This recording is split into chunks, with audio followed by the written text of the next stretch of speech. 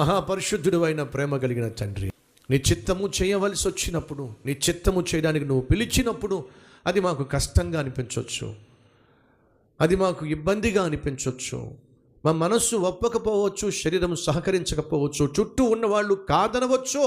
అయినను నీకు లోబడితే ఎంత ఆశీర్వాదం, ఎంత ఆశ్చర్యం, ఎంత అద్భుతం నాయన.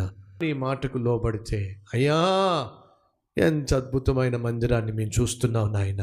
నీ మాటకు లోబడితే ఆశీర్వాదం, అద్భుతమైన ఆశీర్వాదం మాకు మాత్రమే కాదయ్యా, మా చుట్టూ ఉన్న వాళ్ళకి ఆశీర్వాదాన్ని పంచిపెడతాం.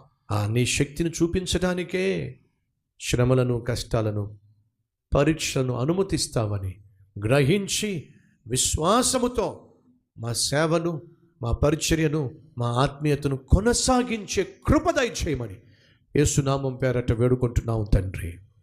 ఆమేన్.